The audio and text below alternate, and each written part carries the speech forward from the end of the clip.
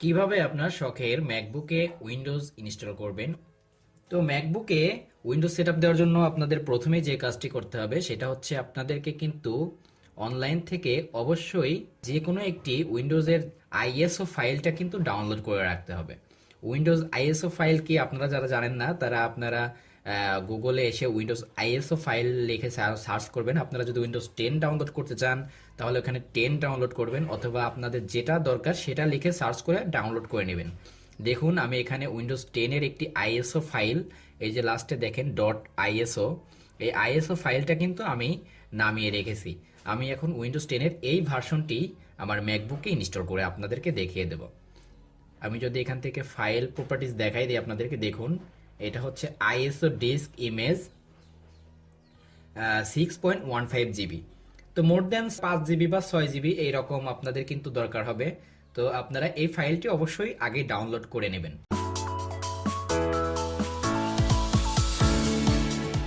তো এরপরে আপনারা চলে আসবেন আপনাদের কম্পিউটারের ফাইন্ডারে।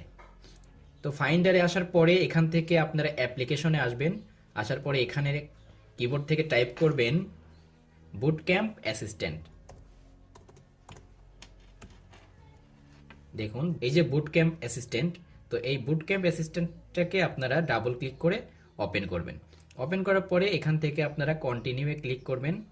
কন্টিনিউয়ে ক্লিক করার পরে দেখুন এখানে বলা হচ্ছে যে আপনি আসলে ম্যাক ওএস এবং উইন্ডোজ অপারেটিং সিস্টেম দুইটার জন্য কোনটাতে কত জায়গা রাখতে চাচ্ছেন, কতটুকু স্পেস রাখতে চাচ্ছেন। এখানে 48 জিবি আছে টোটাল, আমার হচ্ছে দেখুন 256 জিবি মেমোরি।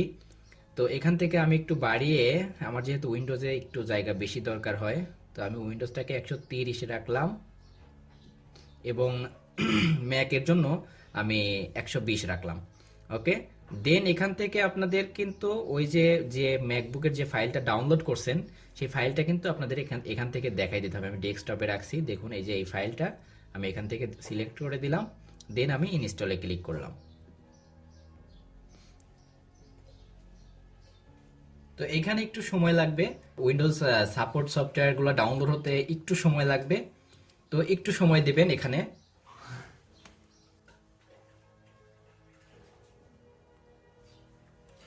আর একটা বিষয়, এই যে যখন এই যে ফাইলটা বুটক্যাম্প অ্যাসিস্ট্যান্টের এই যে বুটক্যাম্প উইন্ডোজ সাপোর্ট সফটওয়্যারগুলো ডাউনলোড হবে, তখন কিন্তু আপনাদের কম্পিউটারে অবশ্যই ইন্টারনেট কানেকশন অন রাখবেন, না হলে কিন্তু আপনার এই ফাইলগুলো কিন্তু ডাউনলোড হবে না।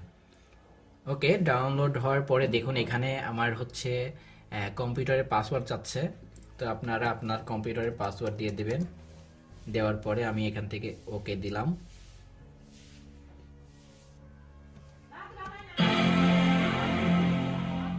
ওকে, দেখুন এখন কিন্তু এখানে নতুন করে কিন্তু উইন্ডো ওপেন হবে এবং এইখান থেকে কিন্তু আমাদের উইন্ডোজ ইনস্টলেশন শুরু হবে। তো দেখুন এখানে কিন্তু আমার উইন্ডোজ ইনস্টলেশনের প্রসেস শুরু হয়ে গেছে। এরপর এখান থেকে আপনারা নেক্সটে ক্লিক করবেন।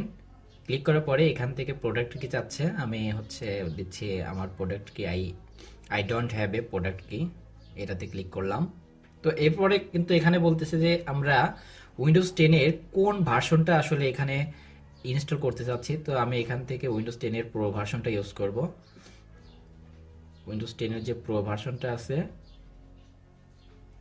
এই যে উইন্ডোজ 10 প্রো, আমি এটা 64 বিটের এটা ইনস্টল করতে যাচ্ছি। তো এটা আমি সিলেক্ট করার পরে এখান থেকে নেক্সটে ক্লিক করে দিলাম।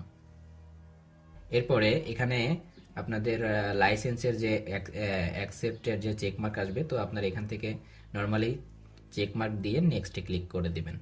দেখুন এখানে কিন্তু আমাদের উইন্ডোজ ইনস্টলেশনের প্রসেস কিন্তু শুরু হয়ে গেছে। তো এখানে কিছুটা সময় লাগবে, তো অবশ্যই আপনারা কিন্তু পুরো সেটআপটা কিন্তু টাইম নিয়ে করবেন। তো এখানে কিন্তু এক একে সবগুলা স্টেপ কমপ্লিট হবে।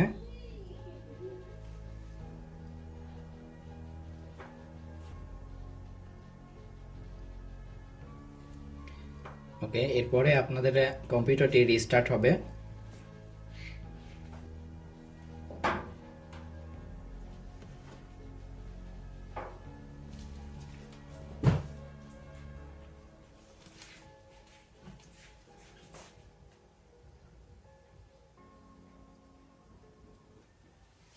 এখানে কিছু প্রসেস অটোমেটিক্যালি কমপ্লিট হবে। আপনাকে জাস্ট কিছু সময় ওয়েট করতে হবে প্রসেসটা সম্পন্ন হওয়ার জন্য।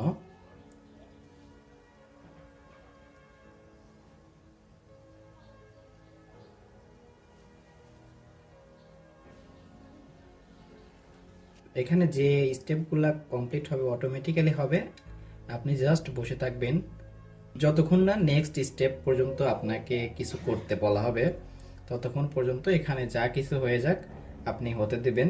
পরবর্তীতে যেটা আপনাকে করতে বলা হবে সেটাই আপনি করবেন।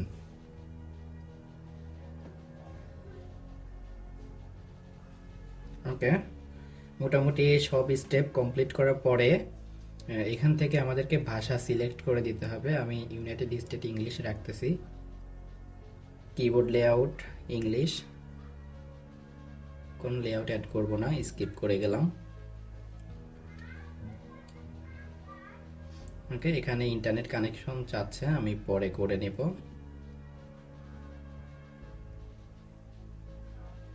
কন্টিনিউ উইথ লিমিটেড সেটআপ, এটাতে ক্লিক করে দেবেন। এখানে আপনার পিসির নাম দিতে হবে।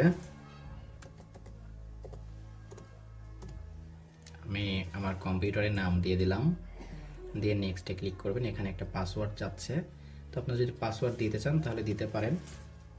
আমি আপাতত পাসওয়ার্ড দিচ্ছি না।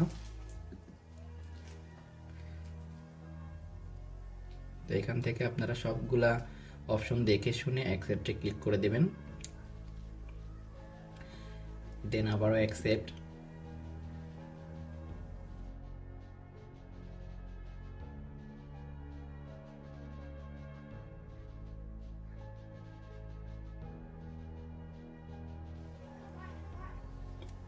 তো এখানে আবার একটু সময় লাগবে।